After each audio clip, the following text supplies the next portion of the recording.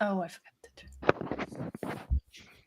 Hello, everybody, and thank you so much for joining us today. I know we've still got a few people coming on, so we're going to give it just a few minutes here and let people log in.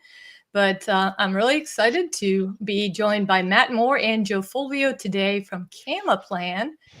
And they're going to tell us all about how you can take charge of your retirement account. So a lot of people think they are stuck just with whatever their former employer provided as their investment options, or that they can only put in the stock market. They're going to show you how to unlock those plans so that you can invest them any way you choose. You can still keep things in stocks, but you can also invest in real estate, which is, of course, my favorite, being very biased on that. But anything else you wish to invest in too. So they're going to show you all those options. And we're going to open it up for questions for you guys. There is a comments section. If you're unfamiliar with StreamYards, by all means, post your comments in there. We'll get to them as soon as we can. And we'll have a big Q&A at the end as well. So you can either jot down your questions as you come up with them, or go ahead and throw them in that comment section, and we'll be able to see those. If you are joining us on LinkedIn, Facebook, or YouTube, I may not be able to see your comments. If you are joining us on StreamYard, I definitely can. So it's kind of a hit or miss on that, but hopefully someone else will ask a similar question in that case. So without further ado, I'm going to turn it over to Matt and Joe to take it away, and I'm going to share their presentation here as well. Beautiful. Well, thanks very much for that that introduction, and you hit the nail on the head. This presentation is going to be about how to find other opportunities beyond the stock market with your tax advantaged accounts. So that's what we're about. Before we go one step further, though, we got to put up the almighty disclosure. So as Joe likes to say, there are some lawyers on high who want us to absolutely enforce that this is for educational purposes only. We're not giving any investment advice or any endorsements. So we always encourage you to go do your own due diligence, of course, and seek out the appropriate advice from the appropriate professionals, attorneys, accountants, financial advisors before making any investment decisions. A little bit about Camaplan. Camaplan is a self-directed IRA administrator. Been open for over 20 years now, and we're based out of Ambler, PA, which is about 30 minutes northeast of Philadelphia. We have somewhere in the neighborhood of 7,000 to 8,000 clients. And what's been a cornerstone of building that client base has always been our service. The company is owned by Carl Fisher and Maggie Polisano. They're both third generation real estate professionals themselves, real estate investors. And they're also entrepreneurs. They deal with a lot of financial services folks, and they don't like being put on hold. They don't like dealing with complicated phone trees. And so they've made sure that Camaplan is the kind of place that they would want to do business. So we try to make it very, very straightforward when you're talking to us, and we want to provide a lot of education to you along the way, which is why Joe and I do presentations like this, because we want people to hear about what self-directed IRAs are and how they can take control of their retirement capital. So I'll turn it over to you, Joe. Okay, go to the next slide, I guess. There's a lot of talk about self-direction and what it is. And really, if you have a brokerage account or you have an IRA, you have a 401k, to a certain extent, you have self-direction in that you can pick from a menu of mutual funds and shares, target retirement funds and things like that. If you've got a non-IRA or non-401k brokerage account, you can invest anywhere in the world with stocks and bonds and mutual funds. And these are great, but you really confined to just listed securities. We kind of handle everything else. And I think, Matt, yeah, here we go. We're no different than Schwab or Fidelity or Vanguard. We answer to the same authorities. That's the IRS, and we play by the same rules. It's just that they have seats at the exchange, and it's a great. I have a Fidelity account. I've had one since the 1980s. Show you how old I am. And I love being able to place market orders before I go to sleep and wake up knowing that they'll be out cleared. That's great, and you should maintain something over there. We handle everything else. And that's things like oil, gas, and mineral rights, intellectual property, startup ventures, music catalog royalties. We've got a guy with a dump truck in his IRA because it is a mobile form of rental property. So we're structured to handle everything else. Unfortunately, the list of things you can't do is blessedly short, and we'll get to that a little bit later. But for all intents and purposes, we're the same types of entity. The key thing here is those of you who, we had a lot of people that come from finance, from real estate, as they were agents at one time. They were CPAs. We have some people from the building trades who got involved doing work on fix and flips and figured out the math and said, I can do this too. And they've gotten into it. And so one of the key attributes of this kind of investing is using what you know. And we have some people that have spent decades in certain industries, and they come out and they've got nice fat 401ks, and they've got a lot of wisdom and a lot of knowledge, and they can take that money and put it to work in the industries that they know best. They can pick out startup companies, they can invest in intellectual property, new technologies that are going to be commercialized, things like that. So when you're looking at what this great smorgasbord of things that you can invest in, try taking a look at it from the standpoint of what you have experience in. And chances are you're going to find something that that puts your skills and your experience to bear. So go ahead and click all of them. Let's get the whole thing up here. The kind of accounts that are self-directed fall into two broad categories. There's tax deferred and tax free. Now you may have recognized the first one at the top left-hand side, the traditional IRA. Many of us have had them. The government gives you an attaboy or an attagirl for putting money in there. They give you a little tax deduction and they incentivize you to do it. There are variations on the traditional, like the spousal or inherited when someone who has an IRA account passes. And the last four are for companies. So those of you with side gigs, those of you with companies and LLCs that you have that are doing investing, you can put a self-employed pension IRA or a simple IRA or a defined contribution plan, which is a 401k, on top of that little venture. I've been a 1099 guy my whole life, and I've got a 401k sitting on top of my little company, and I'm able to do contributions and do self-directed investing with it. So it's something to consider if you have a business. Maybe your spouse works with you in that business, or you have some employees. We offer and provide all of these kinds of plans. So the bottom four, the SEP, simple, defined, contribution and benefit plans, are all made for companies. One note, the defined pension plan is what we used to call a pension. They still exist, and you can build one, in our shop. The key here is that you're getting incentivized to put money into these accounts. And so the government is essentially subsidizing the seeds that you're planting on your investments. So you're going to plant the seed, you're going to water it or pray for rain, you're going to deal with blight, you're going to harvest it, you're going to take it to market and sell it. And at the end of the day, because the government's subsidized, they're going to want their share of it. So you will pay taxes on distributions. It will be paid as income, and it will be paid at the rate that you pay taxes on your income in the year that you take your distributions. You can begin taking them at 59.5, but you'll be required to take them out beginning at age 73. And for those of you a little younger, in 2033, they're going to go up to 75. So again, government subsidized, government's going to share in the profit.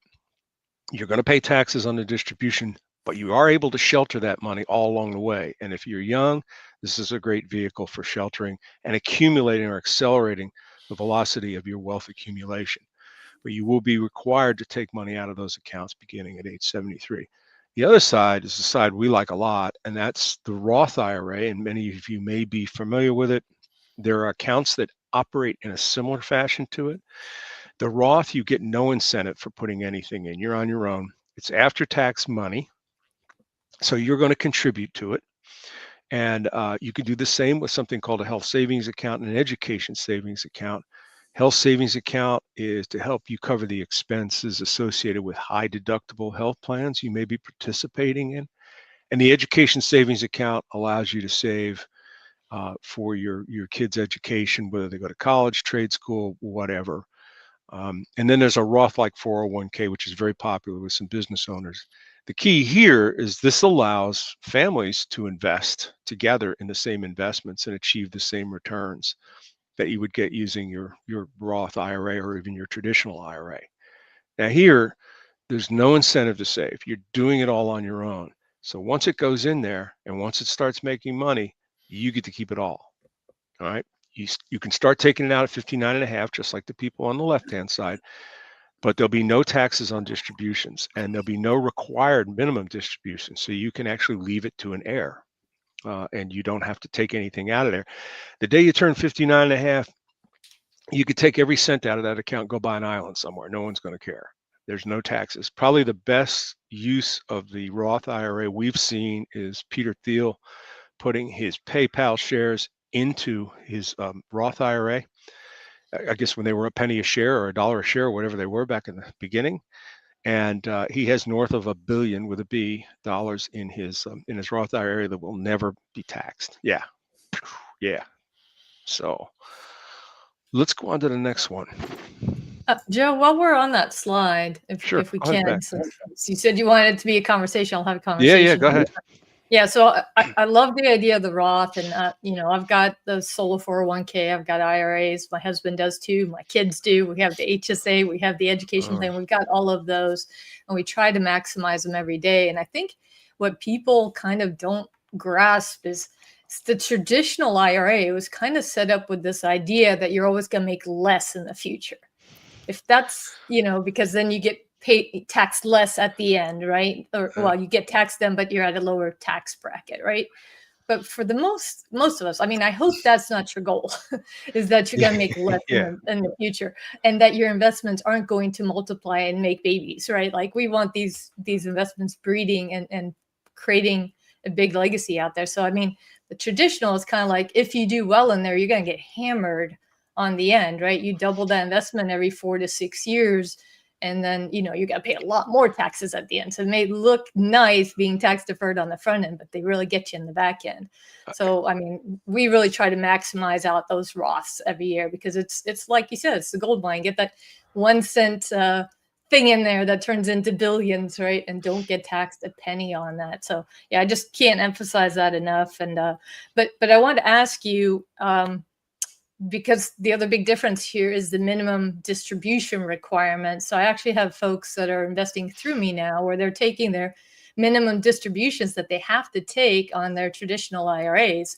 And then they're investing those with me because they still want to invest them. But Right. They're just taking the distributions and reinvesting them. But I keep thinking, it's like, oh, you got taxed on that. Like that's so terrible. But how do they calculate those minimum distributions? It's based on the total amount of monies that you have in these various accounts. You can have more than one IRA. I have a traditional and a Roth. And so, so they get the aggregate amount, because again, this is reported annually to the government, so they know how much you have in these accounts.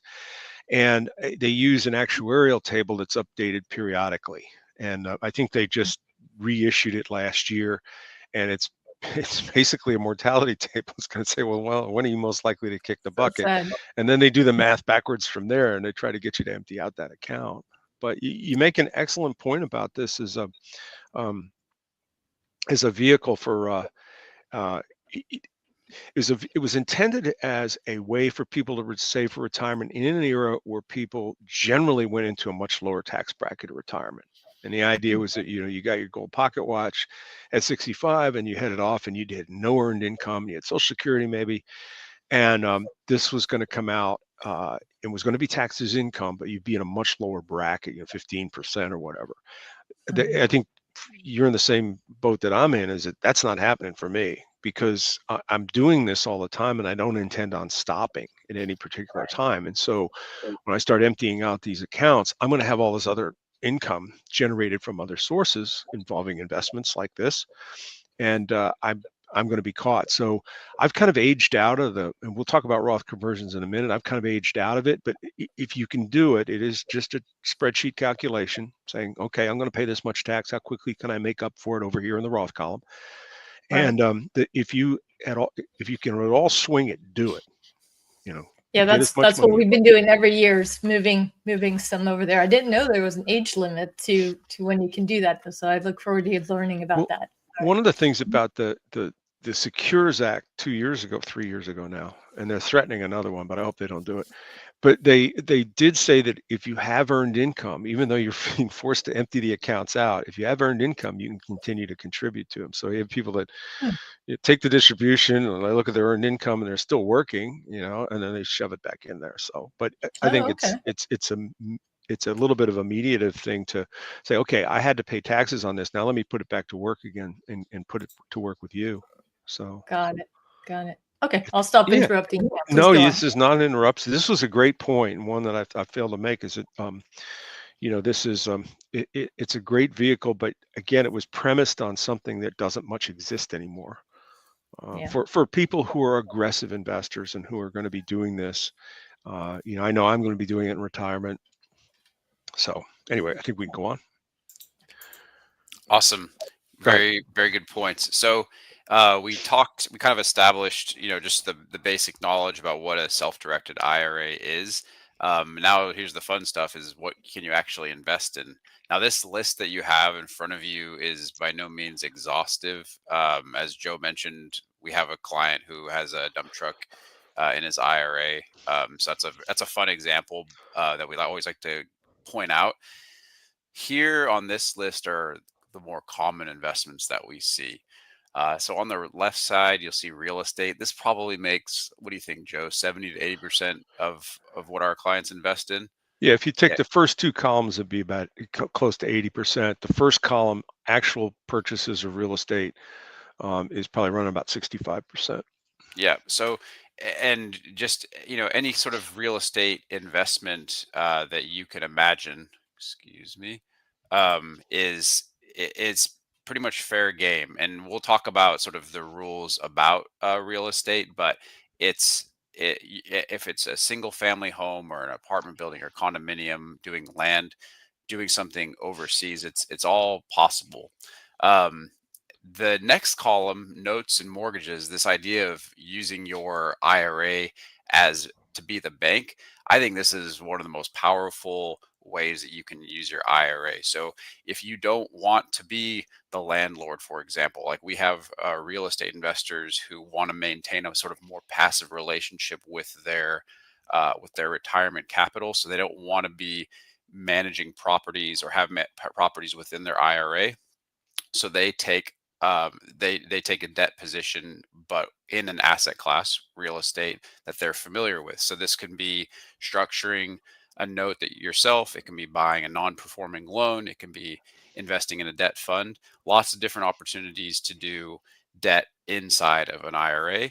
Then there's private placements. This is very, very popular too. Again, if you think about this idea of wanting to have a passive relationship with your retirement account, finding a structure where you're a passive investor, like where you're going to be a limited partner, might be kind of the right move for you in terms of how you enter into the self-directing space.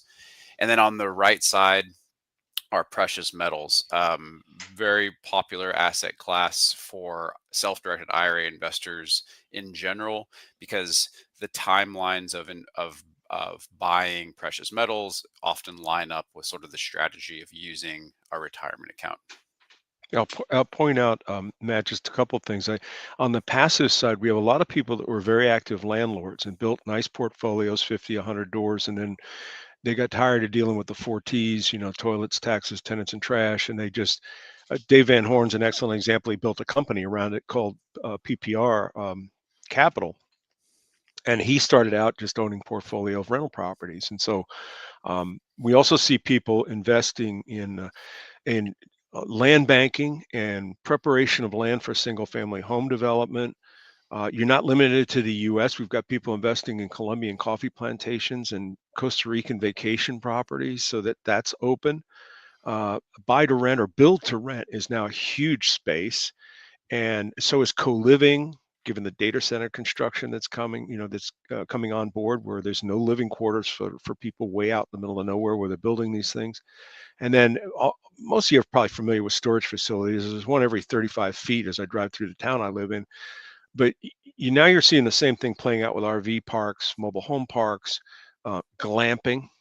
It's basically taking what were mom and pop operations and scaling them and bringing economies to bear on them. Matt and I saw an excellent presentation earlier this year from somebody who's doing marinas. Again, another mom and pop operation, multiple revenue streams. So these are all really interesting areas. I invest primarily, passively through promissory notes and through lending to fix and flippers. And one footnote on the precious metals is, yeah, you can invest in all of these, but unlike the commercials, that you can't take delivery and hide it under your bed or hide it in a toilet tank or anything. You have to keep it in a depository. But we fix all that for you. We make all that happen for you. All right, go ahead, man. I'm curious to know what's in the toilet tank of the Fulvio home. Water right now. All right. So there are some things that you can't hold in your IRA. It's a pretty short list. So the IRS doesn't want to see life insurance policies. They also don't want to see collectibles. So no baseball cards, no bottles of wine, things like that. These are meant to be retirement accounts, so the IRS doesn't want you to potentially blow your savings on something that has a lot of variability in value. But there are certainly structures that still allow you to participate in these things. So what do I mean by that? Take liquor, for example. You can't own a barrel of bourbon inside your IRA, but you can invest in a fund that's securitized that holds those bottles of those barrels of bourbon. So even with the prohibited investments and prohibited assets that exist for IRAs, there's still some very clever structures that aren't workarounds. They're totally legit, but they allow you to be able to take advantage of that asset class, but still remain compliant. So Matt, does that work with life insurance as well? You could potentially invest in a life insurance company, even if you can't invest in life insurance directly? Yep. As long as if it's with the company itself, that should be fine. Yeah, there's two others that were really popular. One was really popular. One is becoming more popular. The other was life settlements or viatical settlements, where people sold off their insurance policies because they didn't need them anymore. The kids were grown and successful, and they sold off that, and they could take the money. And basically, it was a bet against the actuarial tables for them. Another insurance product that gets you around that is premium recapture for high risk businesses. I'm thinking of brain surgeons and back surgeons and people who pay huge premiums for things that are rarely ever going to happen, but if they do, they're catastrophic. And Madison Insurance is a company that set up a vehicle that the people who are paying these premiums can set up a Roth IRA, and they buy what is in essence an option to take those premiums and recapture it. So I'm not going to say there's always a workaround, and you want to consult your financial advisor. But things like fine art, there's a company called Masterworks where you can buy fractional shares in a company that invests in and buys and sells and trades and auctions fine art, really name brand art, if I could use that expression. And so there are ways to get around it. And same for crypto. Crypto is something that you can't hold directly in your IRA, but you could fund an LLC that buys and sells and trades and remits profit back to your IRA. And some crypto dealers will allow you to set up an account that you can fund through your IRA. So yeah, some ways to get around some I of was just about to ask about crypto, so you beat me to it. That's great. Nice.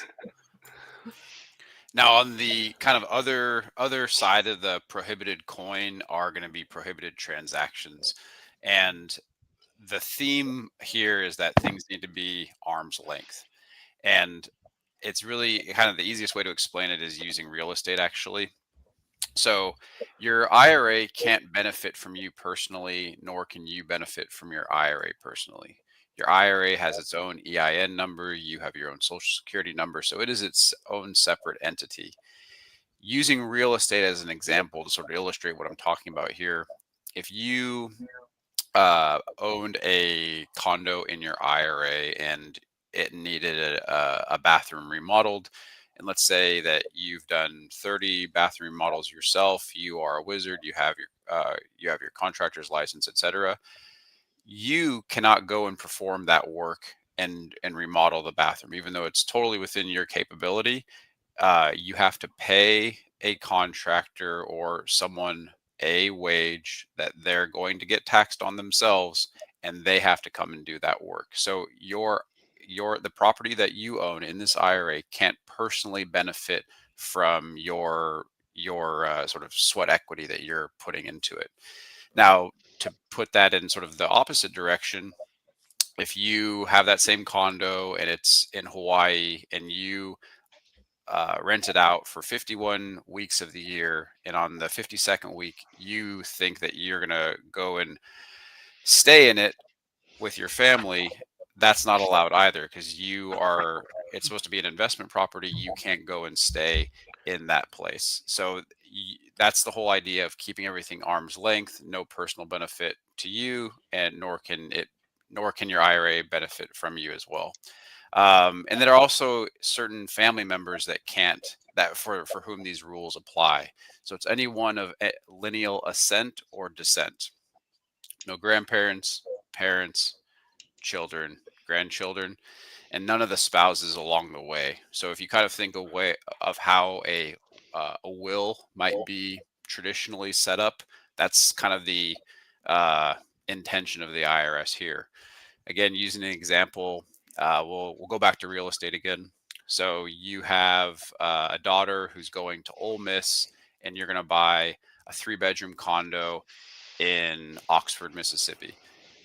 Your plan is to have 2 roommates, pay for the rent, and then your daughter's going to stay in that 3rd room.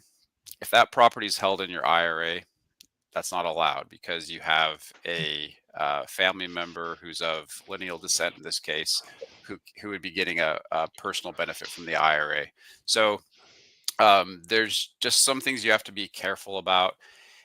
In other examples, if you think about investing into a company, you can't be running the company. You can't have your spouse can't be operating the company, things like that. For the most part, when we see people investing into deals, the most often where we see that they're going to get into hot water, it tends to be real estate, kind of using that remodeling example that I mentioned. But how we help you avoid these things is through our operations team. When they're talking to you about how you're going to invest your money, and we'll kind of go through this process a little bit later, we're having conversations and we're understanding from the get-go what you plan to do with your self-directed IRA, and we can be able to suss out if we see that there's going to be any issue. So being able to have that layer of us having the conversation with you generally helps to identify if there's going to be any kind of prohibited transaction issues. Anything to add there, Joe? Yeah, one footnote is that there's prohibitions against investing in linear and ascending and descending family members. Not investing in a son or daughter's business, or parents investing in a grandkid's. That doesn't mean you can't invest alongside of people. Okay, so investing in their companies or in their ventures you can't do, but you can invest alongside of them as partners. So, my wife can't invest in my business, I can't invest in hers, but we can find a note somewhere where I might have 30% of it, she has 70% of it, and we buy it together as partners. So there's no prohibition against investing with or partnering with any family member, any friends, or partnering with your own outside money. As long as, again, it's partners, you're not investing in a prohibited person. Can you elaborate a little bit with an example about partnering with your IRA? Yeah, sure. I had set up for, I had tried to stuff my IRA, my 401k full as much as I can, but I've been blessed, and I have a little surplus, and I formed an LLC so I could help my family members invest in notes. They're not interested in the details. They're happy with whatever return they're getting, because otherwise, they're stuck in the stock market or they're stuck in a bank CDs. And so, what I set up was a vehicle for them. If I found a $50,000 note somewhere, I have 4 other siblings. We could each take, a piece of it. And then, I would share the revenue with them on a pro rata basis. And that can be IRA money or non-IRA money on their behalf or on my behalf. So there are instances where I find a deal where I don't have enough in my IRA to cover it, but I have money in the other entity and I can partner with myself and go in. Is that where you were headed with that, Matt? Exactly. Yeah. I just did something very similar to that. I had an awkward amount left in my IRA. It wasn't enough to go into one of the syndications that I like or something like that because it didn't meet the minimum investment. And it wasn't enough to do a whole note to somebody. But yeah, I partnered with somebody and did it. It's a great way to use that little bit of weird extra money you might have that just doesn't fit anywhere else. But yeah, and we getting back to go ahead. Go ahead. I was just going to say what Matt was talking about with the sweat equity. I've heard a lot of people complain about like I want to buy fix and flips and work on them and do all this stuff with my retirement account. I'm like, you need to understand the word retirement in there, right? Like embrace the retirement part of it. You're not supposed to be doing the work here. And so if you just keep that in mind there, it's like, this is for other people to work on behalf of your money. Like if you think of it that way, your other funds that you have access to, that's for you to work with. But this is for other people essentially to do this with you. Like I invest a lot in my self-directed, but I can't do it in my own debt fund, my own income fund. I'd love to do that. I can't do it with syndications that I have a fund for, but I have a lot of friends who have income funds as well and syndications. So I'll invest in theirs and they'll invest in mine and we take care of each other's money. So It's not a problem. You just need to find, other ways to do it, but embrace the fact that you're not the one working for that money. Somebody else has to work for you. That's such a good point because landlords have a tough time. I speak to a lot of RIA groups and they're all a lot of landlords and they're like, yep. I'm so used to doing this myself. And I said, well, what's your goal? Well, I want to have 100 doors. I want to have 200 doors. Do you think you're going to have your hands on every piece of property? Are you going to buy 200 doors within 50 miles of where your office is? No. And so, if you're going to build a portfolio of doors, even if you're going to stay as a landlord, you're going to end up with a team of people that you rely on, electricians, plumbers, handy people, whatever it is, to do that work. The founder of the company tells this story about, he's based in Florida and he's, again, third generation real estate family. And he had his eyes on this piece of property and he missed a chance to bid on it because he was busy saving himself $25 an hour painting one of his other properties. So, if you really want to turn it into a business, if you really want to make a machine out of this type of investing, you need to get comfortable with that idea that you're not going to have your hands on. He kind of jokes. He says, every time I walk into one of my properties, I'm hoping somebody takes duct tape and binds my hands in case I touch anything. So, I feel the same way when I go into my apartment complexes. Absolutely. It's so hard not to bring the bag of mulch with you to take care of the landscaping while you're there. But yeah, you have to embrace that. And I'm helping some landlords do exactly that now. I'm helping them actually sell their properties through a trust where they're not going to get smacked with the taxes when they sell. So they can get the max out of that money when they then invest it passively, right? So, you don't want to have to exit and pay 30+% on it when you leave either. Yeah. So yeah, because they didn't put it in these kind of things to begin with. They didn't have it inside a Roth. But there are other mechanisms to channel it through trusts and then back into these kinds of mechanisms too. So, but yeah, then just putting the money to work without doing the landlording. It's a hard thing to give up, but retirement looks a lot nicer when you're not taking those calls. Like you said, those four terrible T's. What was he said? Termites, tenants, toilets. It's termites is another, so it should be 5 T's. Oh, what's there 5 T's? Toilets, taxes, tenants, trash, and now termites. Thank you. I'm trash. Stealing that. I was missing the trash. I'm stealing that. That's a good one. All right. Well, let's go for tequila and stuff instead. We'll find the positive 3 T's instead. Yeah. All right. I'll stop interrupting you guys. It's fine. Great information. Yeah, good information. So, we talked about the different, like all those different kinds of investments that you can do. I liked for the rubber to hit the road a little bit more when I do these presentations. So what I mean is to use an actual investment scenario. So this is actually the Blue Vikings Income Fund. And I can talk a little bit about it, but Maria, actually, I'd love to turn it over to you if you want to kind of give a quick spiel on the fund and describe, I can go into the numbers, but it just at a 30,000-foot view, if you want to talk about it a little bit. Sure. Yeah. So this is basically something my investors asked for. So a lot of them are doing syndications, but they want something more liquids. They want something that was more stable than the stock market, since it's been on a roller coaster as of late. So we created this income fund where basically they just get a set return. They know exactly what they're getting. It gets paid out monthly.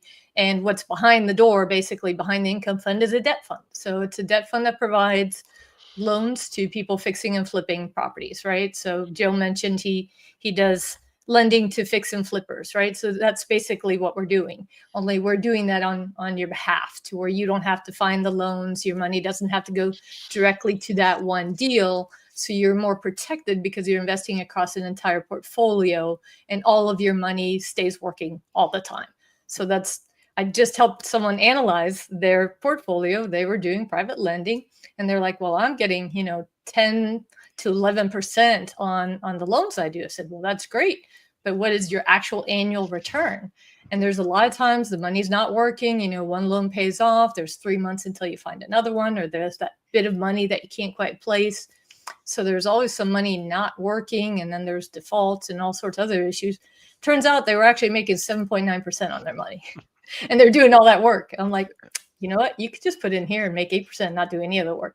Or, if you're at a higher level, they had, $1 million or more to invest. They were actually getting 10% on their money.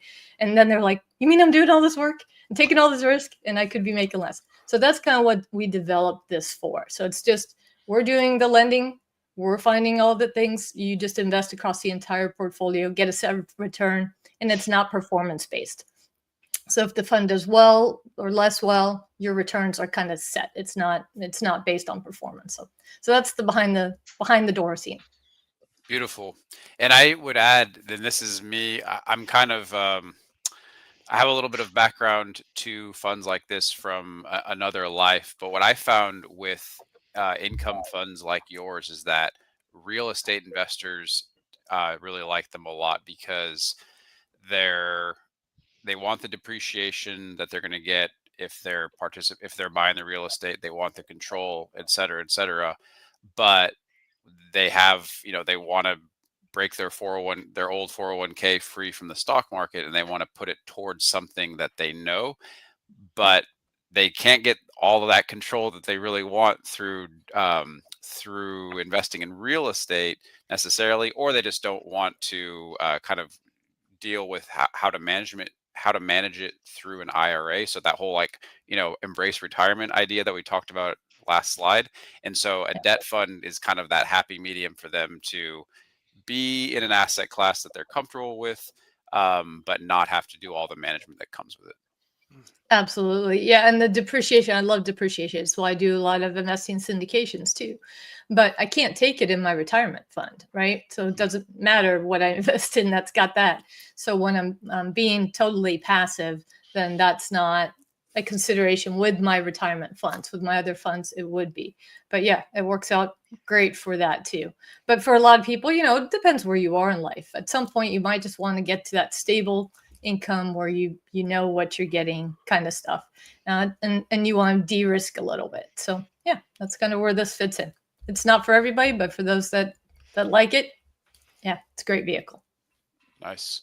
So using your income fund as an example, the Blue Vikings income fund, we're looking at a $100,000 investment, looking at it across 10 years, and there's an 8% return, and there's a compounding option that comes with it. So these numbers here show what the account value is. Well, first it's year 1 through 10 on the far left column, and then the account value at the end of each year.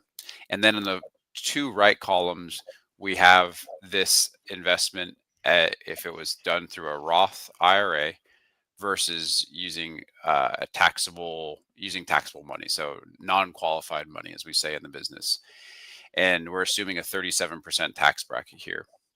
And so because of the annual tax bill that comes in, which reduces the ability to, which number one, just reduces the account value in and of itself, but then it also reduces the sort of the power of the compounding effect. There's almost a 60% advantage when you're looking at the Roth IRA account value at the end of those 10 years that's a profit advantage. So this is what we're talking about being able to, tax the seed at first, so that the post-tax dollars are what's going into the account when you made that $100,000 investment, but then you're not having to pay tax on all of the growth that happens afterwards. So we like doing these comparisons just to show how powerful these accounts can be, and how a Roth IRA can really save you more dollars at the end of the day. Yeah, it's a huge difference there. Yeah. All right, Joe. How does the process work? This is easier than it looks from the outside, and it's because we're going to help you.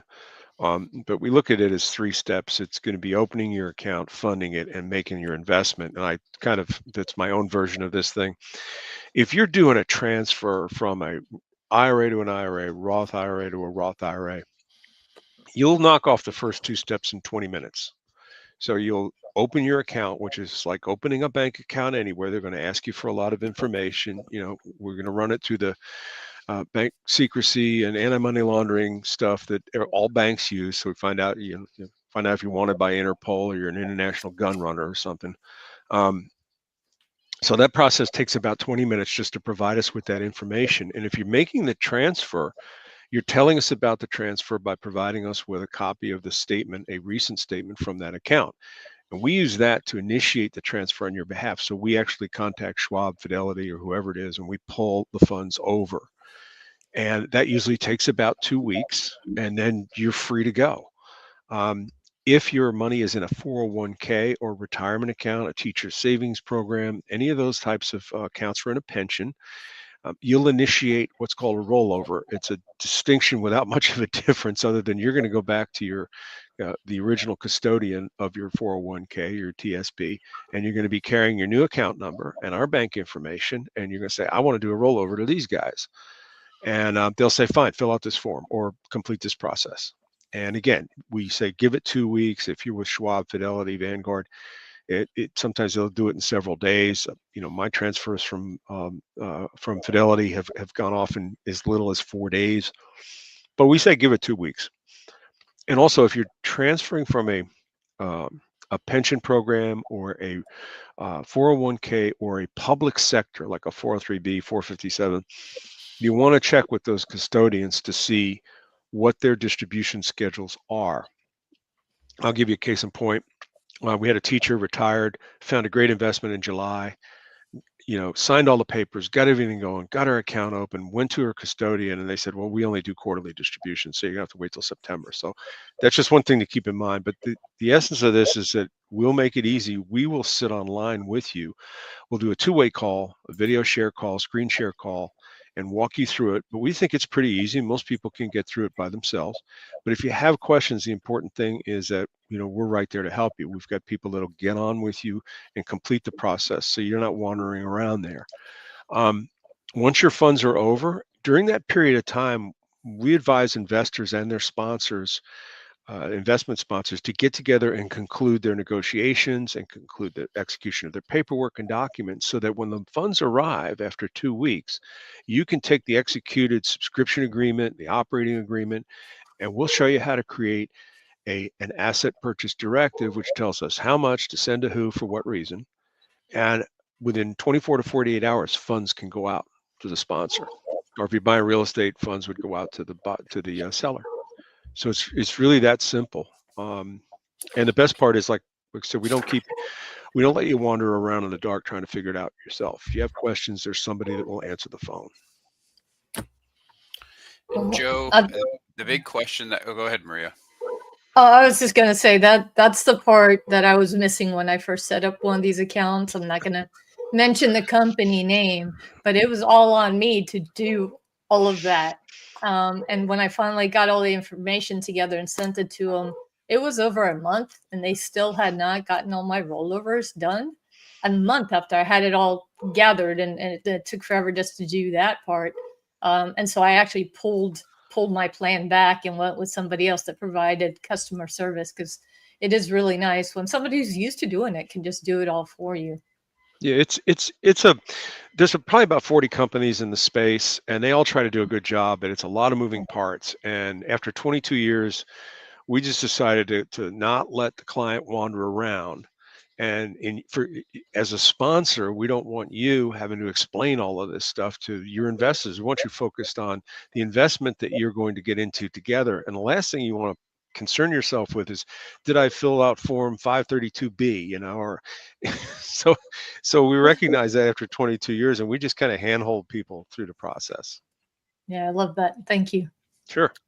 So Joe, I was going to ask you a question that I know comes up a lot. So we know when it comes to funding the account, we can fund the account in three ways. You can make a contribution, which is limited to $7,500 in 2026. You can do a transfer, so going from like account to like account, so traditional IRA at Schwab, for example, over to your traditional IRA at Camaplan, or you can do a rollover from like a 401k. So the question that comes up is, I'm not over 59 and a half. I'm still with my employer with whom I have a 401k. Do I have options to take that money from that 401k and put it into my Camaplan account?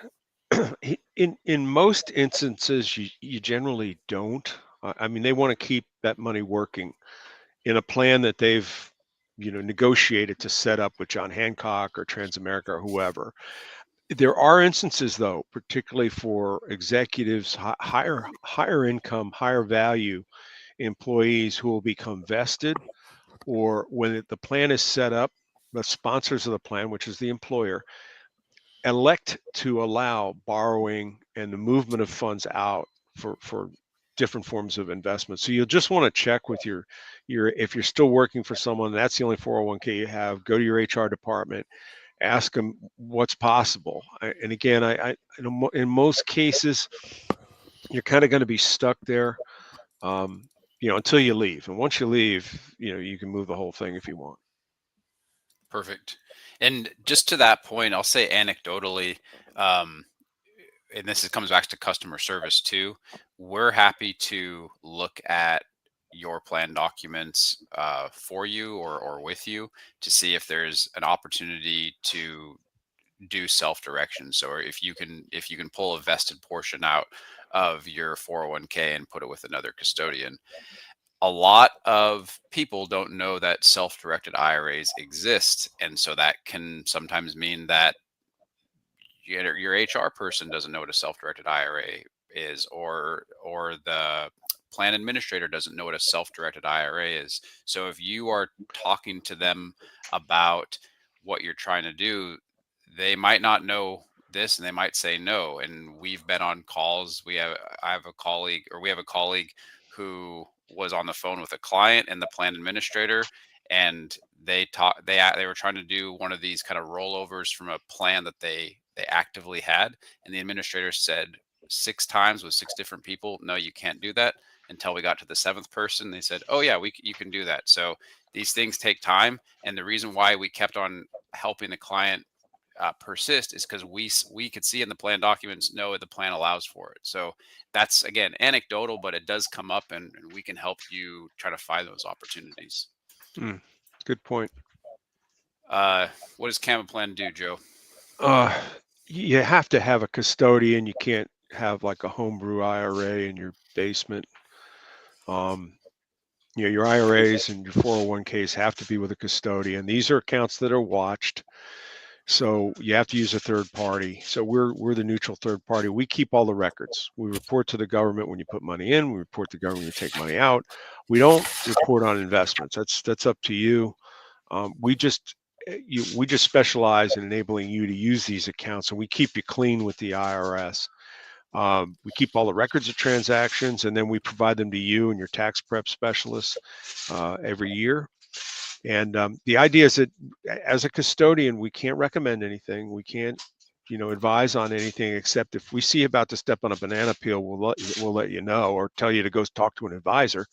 We can't provide any of that kind of advice. So it's kind of between you and your sponsor, and we'll facilitate everything, but you'll want to understand what you're doing, and talk to Maria, ask her all the questions you need to ask, and we'll just keep the records on it, and we'll keep tallying up all the returns that she's sending over to your account. But that's kind of what we do. Plus, we work with, one of the things I mentioned before is that sponsors get frustrated with this stuff too. So we work with them, and Maria and any other advisors you're using might be setting up a broader program for you that involves estate planning and heirs and trusts and all this other stuff. And you come over here and you discover self-directed investing, and you go, whoopee, I want to invest in Christmas tree futures. And that might not be part of the plan that they have for you. So we don't want to facilitate you doing anything that's going to trip over anything else you're doing. So we're very accustomed to being on the phone with Maria, and anybody else that you have to get, a blessing from or a question answered. So, don't hesitate to pull us into those conversations. And it can even be, and sort of like other example of that is, and this is actually an example of someone who came from Maria, as a matter of fact, is this person is interested in doing self-direction, and we're working on that. But separately, he was saying, hey, I need a CPA. Well, we have a network of CPAs. We've known, obviously, as being in the business for over 20 years, we have a Rolodex of financial services professionals. If you are looking for someone, and we can give you a couple of options of people to check out. So we want to be a productive part of your financial team. Self-direction is where we're going to flex our expertise, but we also want to be a resource for you if you need to go get other professionals in your team too. Good point. And that's it for our slides, Maria. I see a question, but I can't read it. Tim is asking a question. Yeah, Tim says, what's the annual fee for your plan? Okay, let's walk through it. Let's go to a typical beginning account. Because if you're vesting with Maria, you're going to be able to open your account for $1. All right. Then you're going to bring money over. There's no charge for that, except that they wire it over. They'll charge you $10 to put it into your account, right? So you're into it for $11. Now let's say you invest with Maria, and the purchase of that investment will be $150 plus either $10 for a check or ACH, or $30 for a wire. So you're all in now. Okay, 150 plus $10 plus $11. We charge annual fees in two ways: per asset or by the value of the account. So in the case of a single asset account, it's $300 per year. But if your balance is modest, say below $40,000 a year, we will put you on the account value basis, and you'll pay less. The minimum annual fee, the ultimate minimum annual fee is $165 for the low balance accounts. If you start racking up assets, we don't want to murder you on fees, so we'll move you to the account value basis. It's a multiple, and there's a cap on that. We have people with $5 and $10 million with us who never pay more than $2,000 a year. The key to fees is, and I can do this analysis for anybody that wants it, is you add up all of the fees that you're going to pay in a year. And the first year you're going to pay more because you're opening the account, you're satisfying a minimum balance requirement, and you're buying your first asset and handling those transaction fees. So typically your second year, if you're going to buy this asset and that's what you're going to do, is generally a lot lower. But overall, we rarely account for more than 0.5% to 1% of your account value per year. So typical brokerage firms, full service, charge between 1% and 2%. And a lot of times you don't see what happens on the other side of that net asset value declaration. There's a lot going on back there that you don't see. Here you see every penny in fees. And so we happily provide that analysis for you, just to let you know that, hopefully if you're making 8% with Maria, that, you're not getting eaten up with fees. Is that? Yeah, I like that, because Yeah, I know that with my plan, I pay substantially more than that. I'm, I need to switch over to you guys soon. There you go. It's just a lot to move, but that is going to happen. But I pay $4,000 a year. I mean, that's a lot, but that was still less than with my former planner. And then in addition to that, it was all in mutual funds, and the mutual funds had fees too. Yeah. So I was paying fees on fees on fees, and some of those fees you don't even see. That's So right. yeah, that's actually a pretty good deal if you can kind of take it to your own thing. We've got another question here. If you need an analysis, we'll provide it unique to your situation. So. Yeah. So we got another question here. What about liability in a solo 401k from being sued? What kind of liability do you have? Well, it's a bit above my pay grade. When you talk about liability in a solo 401k, you mean, say you own a piece of property in your 401k and you're being sued for that property? I'm guessing that's what it is. I know when people are coming in as limited partners in like a syndication, they have no liability. The only money they could lose is what they invested. They can't come after them for their home, their cars, and all their other valuables. But and the same thing. I mean, these accounts can't be discharged in bankruptcy, and it's one of the nice protections about them. And most people duplicate what they do in the outside of an IRA. Is the IRA will form an LLC for the acquisition of that property, and they'll pay the requisite liability insurances and property insurances and things like that for it as part of ownership that you would do. But I would definitely consult an attorney on that. We have a really good one, by the way, who is a real estate specialist in taxation law, just over the river from us in Cherry Hill, and he's very good at that. And I think what we'll do is we'll send that, and I'm going to send a link to the fee page, or Matt will follow up with this, a link to the fee page and a link to some legal advice here. And the guy we'll send is Wayne Kerr. He's also a corporate counsel. I've used him for state stuff. Again, we know these people and they're reliable, and we've had a long history with them. So great. Yeah, we can send those answers out to everybody that registered and everybody that's joining us live. Yeah. All right. What other questions are out there, guys? Don't be shy. I know you got questions. Yeah. So you answered one of my questions, and that was how long to fund an investment. Because I know a lot of times when I'm looking at investment, the timeline is really short. Did I hear you say 24 to 48 hours to fund an investment? That if seems all really of the fast. paperwork is in, yeah, and again, the key is teeing everything up, is say, okay, what documents is we get to know on both sides of the transaction what's going on. So Maria, we know what your documents look like in their executed form. We have your bank information. We guide the client through creating the purchase directive. So all that information is together. And once that is received by the people who process asset purchases, is 24 to 48 hours before the monies are sent out. Okay. Another question I had come in on my phone here. It's not coming in on the screen, but somebody knows it's me. They're texting me. Can you talk about maximum contribution levels and how they vary between IRAs and 401ks? Sure. And 401ks versus solo 401ks. This is a huge area, and it's a huge advantage. The win goes to the 401k. And for those of you who think it's a big, complicated thing to do, it's not. I have one. I set it up in 2016, and I haven't looked back. And I do the restatement every 5 years, and that's it. So let's work from the top down. On the traditional, you have what are called deduction limits, and that is you can continue to contribute up to the contribution limit, which is this. It's going to be 7,500 plus 1,000 catch up in 2026. But the deductions that you can take get phased out as your income increases. So I'm going to give you two examples. Married filing joint, the contribution limit the deduction limit phases out at 146,000 married joint and at 89,000 filing unmarried.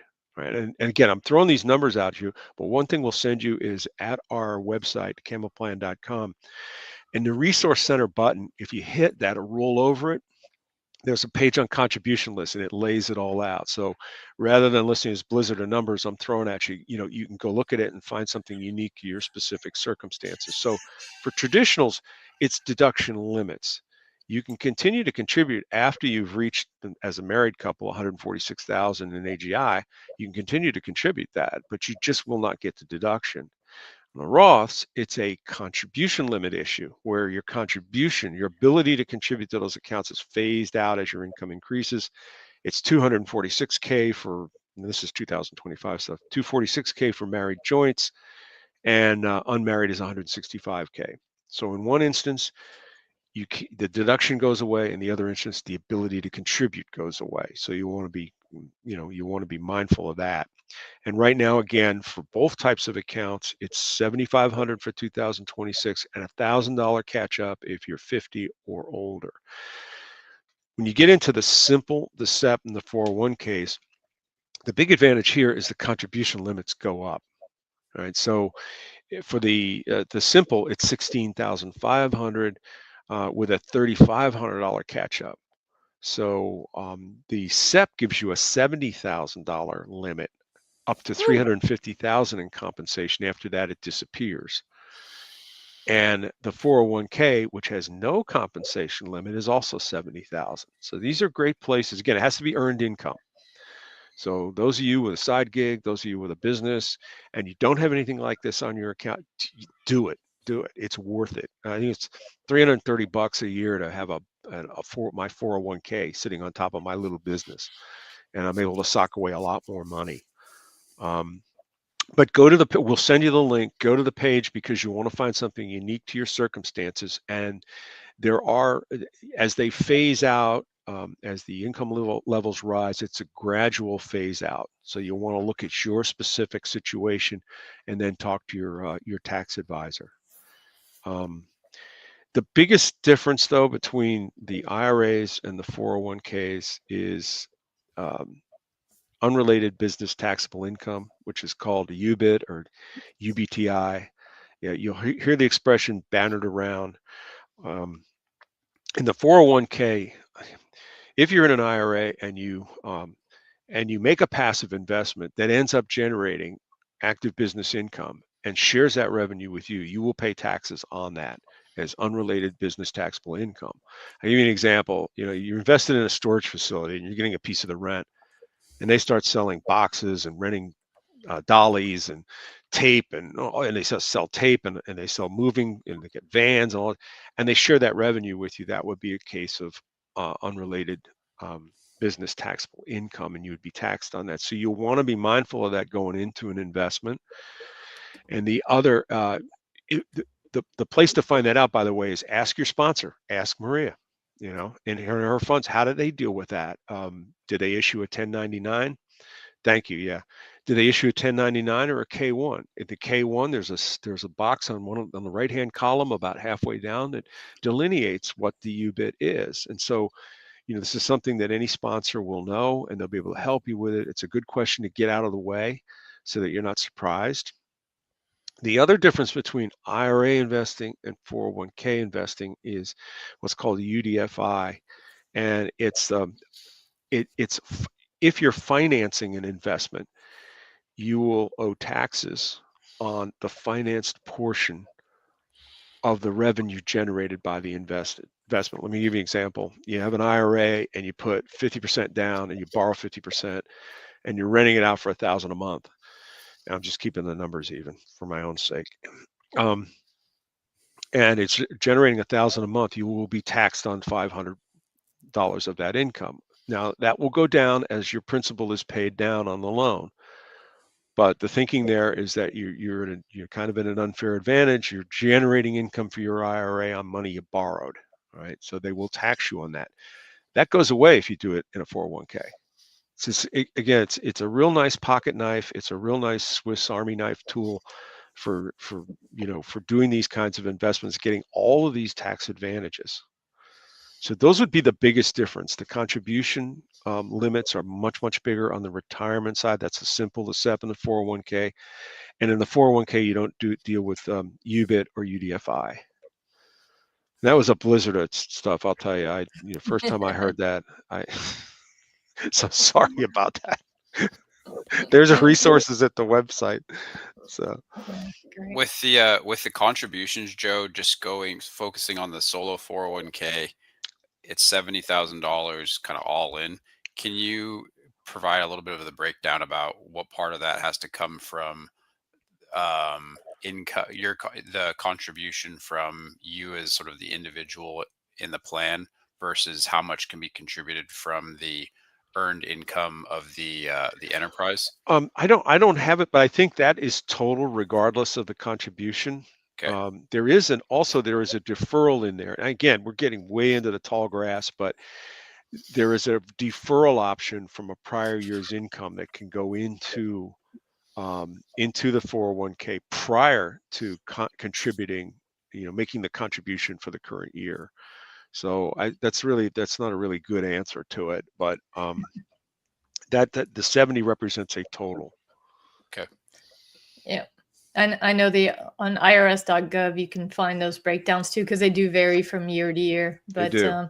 yeah, They do. I'm sure you guys keep them updated on the websites as well. But We're my favorite part of having a custodian is just having that third party to make sure I don't screw up. Like, I know there's some people that want these checkbook access accounts and stuff, but if you make a mistake on just one investment, the IRS can use that to pierce your entire retirement account. It doesn't just affect that one investment necessarily. So you don't want to screw this up. It's really nice to have that third party, party in there between you and the IRS to make sure you get this right. It's not hard once you get into it. I mean, it's really easy. It seems overly complicated at first, but having someone you can just pick up the phone and call and say, hey, I want to invest in this. Any reason I can't? No? Okay, great.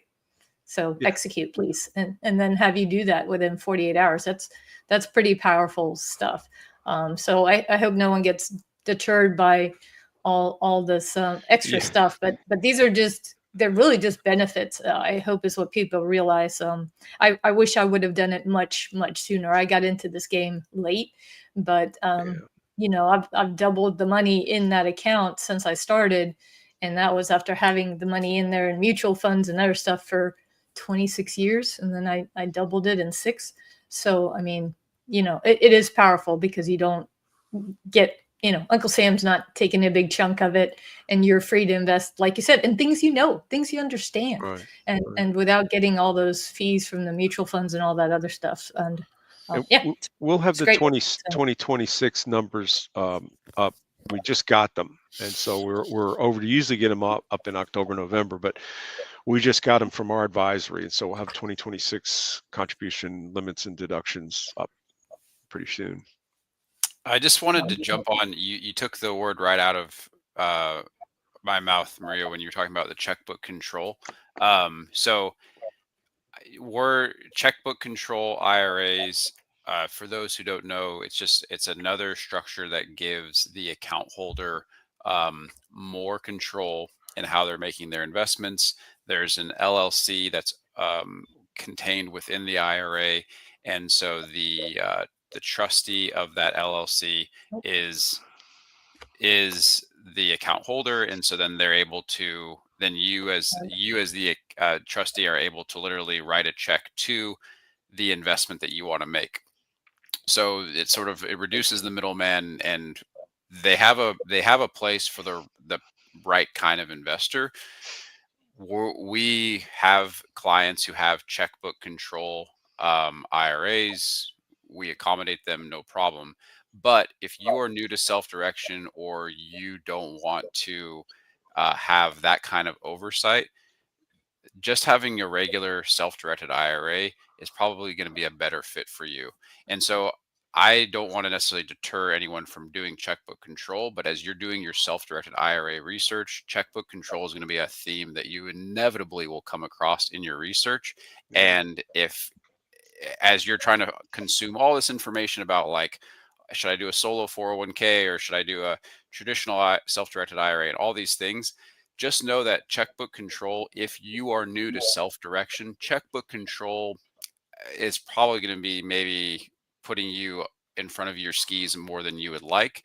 Again, it should be your decision at the end of the day, but it's going to be, there's a lot more to it than just using a regular self-directed IRA and working with our operations team, for example, to make those investments. So, yeah, I just wanted to touch on that because I know they're very, very popular, and there's very, very passionate people out there. And again, for certain people, they are a good fit, but for your new self-directed IRA user, maybe it's not the best solution at this point in their journey. Awesome. Well, we're going to have to wrap it up there. If you want to put up your contact slide there, we'll make sure everybody knows how to get in contact with you guys. We got that nice QR code there that you can just scan and your contact information. So perfect. All Yeah, right. that is my email address. That's my direct line. And if you use that QR code, that'll get you the $1 discounted account opening. So you can open your account for $1. So really, thank you very much, Maria, for the opportunity, and thanks for everyone for participating today. Appreciate it. Thank you, Diana. Thank you, Maria. Appreciate your time. Absolutely. All right. Take care, everybody. Have a wonderful day. Bye. Bye. Bye.